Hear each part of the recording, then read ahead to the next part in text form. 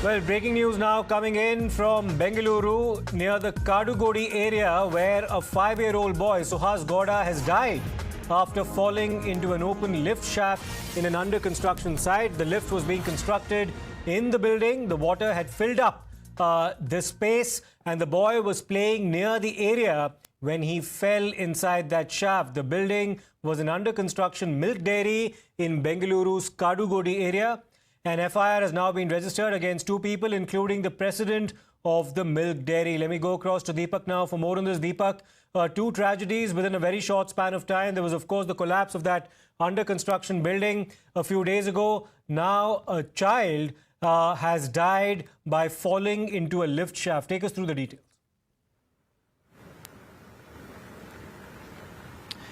This is an under-construction building, Siddharth. Now, to construct the lift, of course, they do dig in a hole of sorts or a shaft that's created where the lift goes below, and also the machinery of the lift, of course, that is 1 floor beneath where the lift actually stands. So there is, of course, at least about you would assume 10 to 15 feet of depth there. Water had collected. The kid who's 5 years old, Suhas Gowda, he's been identified as now, was playing there along with his friends when he falls into it, and he eventually, of course, drowns and dies. The police, after that, based on the complaint of the family, have gone ahead and registered an FIR.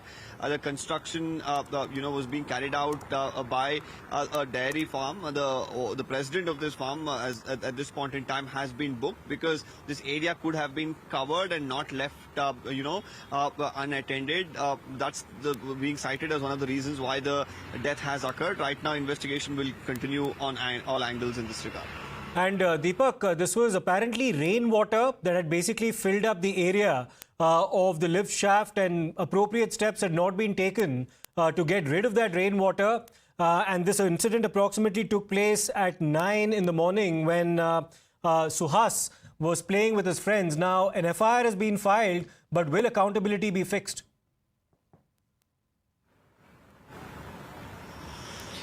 Well, the people, of course, who are carrying on this construction have already been booked, and the FIR has been registered, naming them as the accused. So we'll really have to see, whether the police, of course, follow through and ensure that if they are actually guilty, they're brought to book. And of course, since the building is under construction, you would expect, of course, the rainwater to easily seep through. And right now, the police are saying that they are keeping an open mind into the investigation and looking at all angles. And Deepak, not the first instance in the IT capital, so to speak, over the last few days, where there's not just been civic apathy, there's also been gross negligence on the part of authorities. And this is unfortunately part of a succession of events that we've seen in Bengaluru, where lives have actually been lost because due diligence has not been done.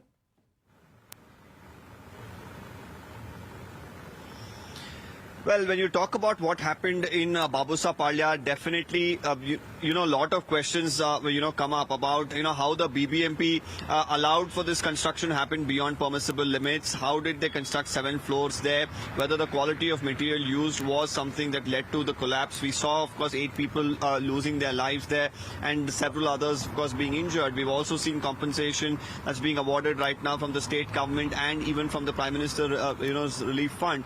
But more importantly, when we look at such instances, the question that arises is, can it be prevented? Be it, at the level of the government in some instances. When you look at, what happened in Babusa Palya, if the BBMP had been proactive, probably, the construction could have been stopped beyond the 3rd or 4th floor there, and it should not have been allowed. Now, as far as this, kid, of course, losing its life here, the onus will remain on the builders there to ensure that within the construction site to follow necessary measures to ensure that the safety of the workers or anybody around. Right. And Deepak, give us a perspective on the rain situation as it stands now in Bengaluru. It's been at the receiving end of heavy rainfall over the past few days, but has the situation somehow eased? There were instances of waterlogging. There were instances of collapses. What's the latest situation as far as the rain situation is concerned right now in the IT capital of India? Well, it is cloudy, Siddharth, and there have, of course, been spells of rain, and they're coming in, in brief intervals. And whenever they do come in, it's affecting different parts of the city. And in the last 3 to 4 days, we've seen parts of Silkport, we've seen parts of Kormangla, BTM layout, Electronic City, northern part of Bengaluru like Vidyaranapura, Tata Nagar, Sakhar Nagar, and other areas as well being, badly affected. So it really depends on where exactly the rainfall is quite heavy. We are looking at waterlogging. We even saw some apartments near Yelahanka.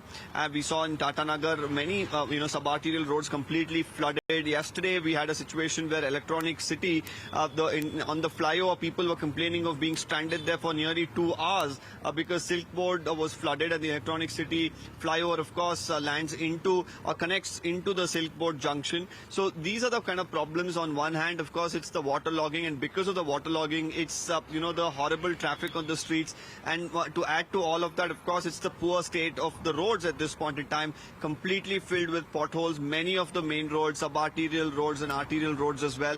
Promises are coming in thick and fast from the government to fix these issues. But, whenever there is a rainfall, the apathy on the streets, of course, is there for everyone to see. Deepak, let me just interrupt you right now because we're getting some responses as well. Mr. Tom Vadakkan of the Bharatiya Janata Party national spokesperson joins us. Mr. Vadakkan, incident after incident now coming to light in Bengaluru. The latest instance, of course, of a 5-year-old child who died while stepping into a lift shaft that had been covered by rainwater. An FIR has been filed against the building officials in this particular matter. But what's your perspective on what's been happening in Bengaluru over the last few days, sir? The fact of the matter is this illegal kind of builders, negligence, and there is no monitoring of what their activities are. You have seen a big 7-floor building coming down, and now this about the lift, and the potholes are a different story. Floods in Bangalore.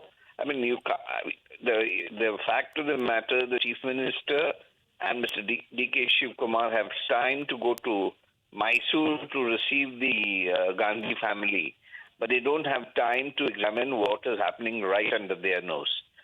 The suffering of the people of Bangalore and Karnataka are visible. They paid a price for having a Congress government there. Promises were made, but none of these promises. The finances of the state is in acute trouble.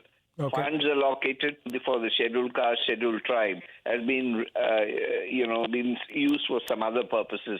So the fact of the matter is, wherever they come to power, it's basically an ATM for collection of money and nothing more. No development, and they're openly saying that there is no money for development. Farmers are suffering. Their own MLA says there's no money for farmers.